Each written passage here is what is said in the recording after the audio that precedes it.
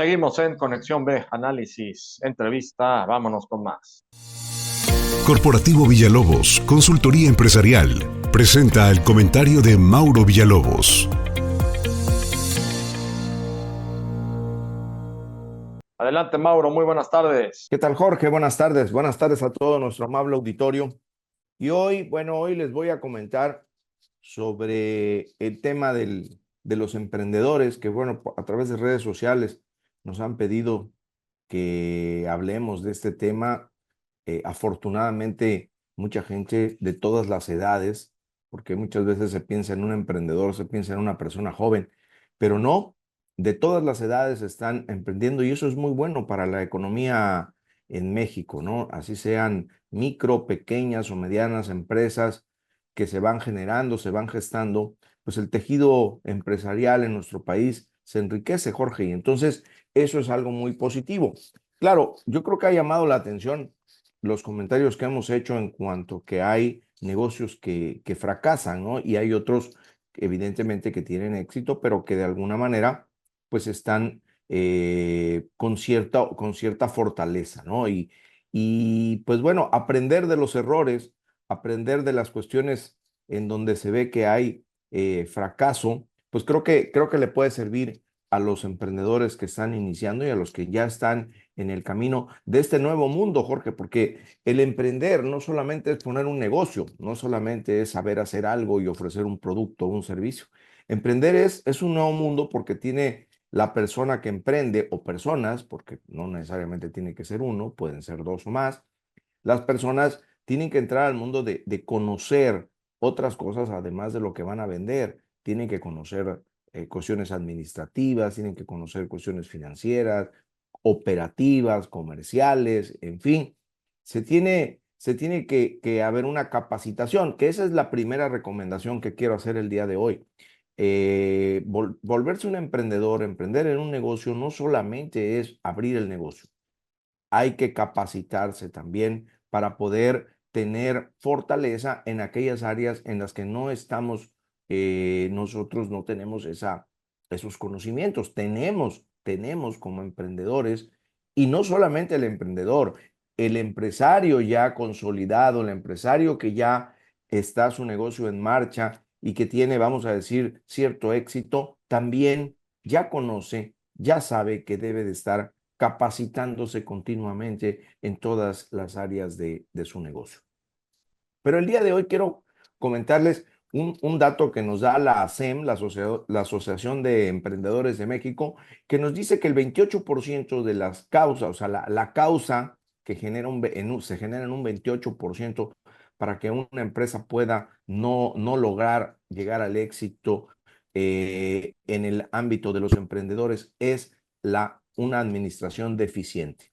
Y dentro de esa administración deficiente, Jorge, amigos, pues están temas evidentemente contables y fiscales, ¿no? Uno de los puntos es que los emprendedores no separan sus finanzas, Jorge. Es importante separar las finanzas del negocio de las finanzas personales. Y muchas veces, perdón, el emprendedor tiene una sola cuenta bancaria en donde ahí se depositan los ingresos que tiene el negocio, de ahí se pagan los gastos del negocio, pero de ahí también toma dinero para sus cuestiones personales. Aquí la recomendación es separa las finanzas. Una cosa son los ingresos y los gastos que tiene el negocio y otra cosa son los ingresos y los gastos que tiene uno como persona física, pero separada del negocio. Entonces aquí una de los puntos es separar las finanzas. Otro tema que vemos ahí y que nos da un dato muy interesante es que nos dice que cerca del 40% de las empresas no pide factura de sus gastos. Y esto genera un impuesto sobre la renta, porque al no pedir factura de sus gastos, no tiene la deducibilidad de esos costos, de esos gastos que realiza, y por lo tanto eso se va a convertir en un impuesto sobre la renta que tiene que pagar. Aquí, evidentemente, la recomendación es, oye, pide tus facturas, entra al mundo formal, porque si ya vas a emprender, debes de ir mentalizado que vas a entrar al mundo formal, de tal manera que puedas tú deducir esas facturas de los gastos y costos que estás efectuando, ¿no? De lo contrario, como decimos en el ambiente contable fiscal, se abre un boquete, se abre un espacio ahí para que el impuesto sobre la renta se genere. Otro punto que también hemos visto mucho en la práctica es que, bueno, usualmente se contrata un contador para que lleve la contabilidad, para que pague los impuestos, presente las declaraciones, ¿no? Y eso está bien, desde luego, pero lo que sí hemos notado que el emprendedor, por estar atendiendo su negocio, pierde contacto muchas veces cercano con su contador y se dedica nada más a mandar la información. El contador a lo mejor incluso pasa por la documentación para hacer su proceso contable, pero el emprendedor pierde contacto cercano, ¿no? Sí tiene contacto, pero no cercano con el contador. Eso hay que mantenerlo, hay que preguntarle al contador, oye, ¿cómo vamos? ¿Están presentadas todas las declaraciones?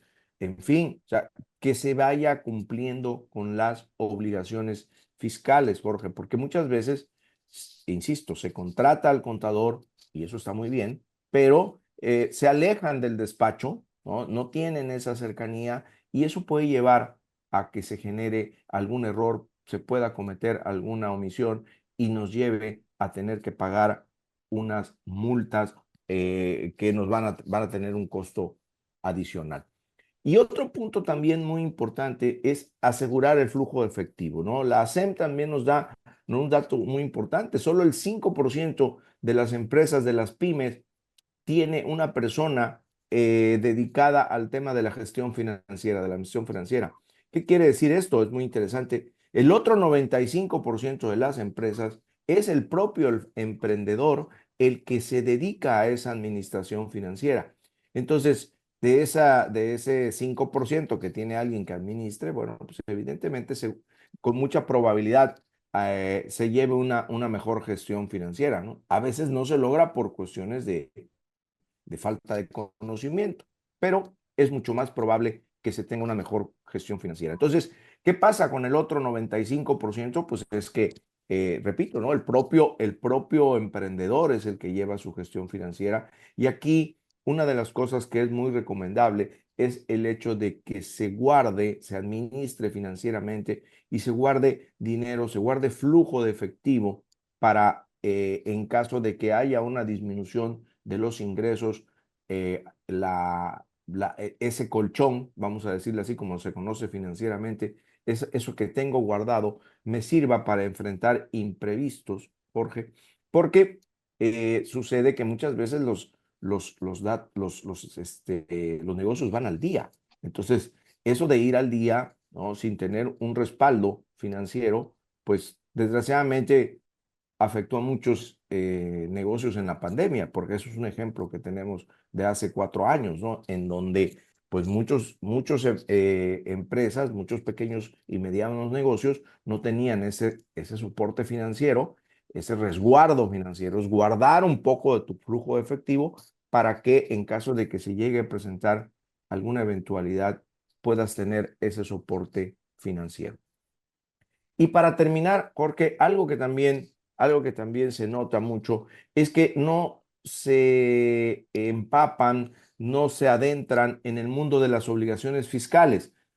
Yo sé que alguien puede pensar, bueno, para eso está el contador. Sí, es verdad que para eso está el contador, pero es verdad también que el empresario, el emprendedor debe de buscar conocer al menos, no, si no todo el universo, desde luego, de obligaciones fiscales, sí las suyas, ¿no? Las propias obligaciones fiscales que tenga para poder él darle seguimiento, estar al pendiente de que las cosas se vayan haciendo bien y que no tengamos esa probabilidad de que se genere alguna omisión y que nos vaya a costar alguna multa, recargos, intereses que se le tengan que pagar al fisco por no haber cumplido con una obligación fiscal de pago en tiempo, Jorge.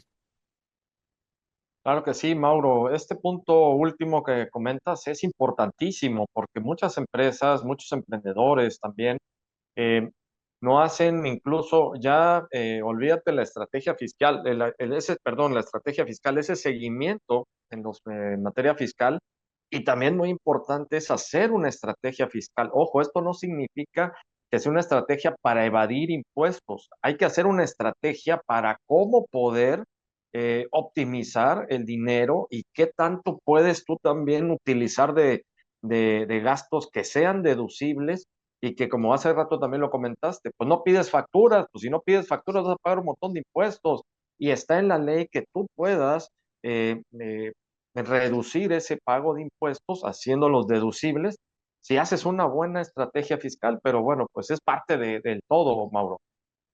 Claro, claro. Y muchas veces cuando hablamos de estrategia fiscal, se piensa así en todo eso que comentas, ¿no? De maquinar, de hacer cosas. No, no, no. Mira, una estrategia fiscal muy sencilla es, por ejemplo, soy una persona física, voy a poner un negocio, déjame pensar, un pequeño restaurante. Oye, ¿en qué régimen fiscal me conviene tributar?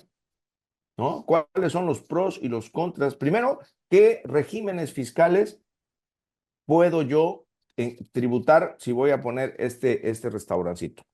¿No? ¿Cuáles son mis opciones? Y después de ver tus opciones, bueno, ¿qué opción me conviene más para el tipo de negocio que tengo y que pueda yo cumplir con mis obligaciones fiscales y que pueda yo tener un impuesto sobre la renta razonable conforme a la ley, ¿no? La estrategia fiscal no se trata de pagar menos, como mucha gente lo considera y como tú bien lo dices, no es pagar menos. La estrategia fiscal es pagar lo justo, pagar lo que la ley dice, ¿no? Pagar, no pagar de más, porque también si no se tiene una estrategia, muchas veces se termina pagando de más por ese desconocimiento. Entonces, esto es estrategia fiscal. Lo que se busca es cumplir con la ley y no pagar ni de más ni de menos, sino pagar exactamente lo que la ley dice. De eso se trata la estrategia fiscal. Definitivamente, Mauro, pues muy buenos datos, como siempre, ¿dónde te pueden localizar? Y en Twitter, en ahora X, en @Villalobos Mauro, en la fanpage de Corporativo Villalobos en Facebook y en LinkedIn también estamos como Corporativo Villalobos. Muchas gracias, Mauro. Gracias, Jorge. Un abrazo. Corporativo Villalobos, Consultoría Empresarial, presentó el comentario de Mauro Villalobos.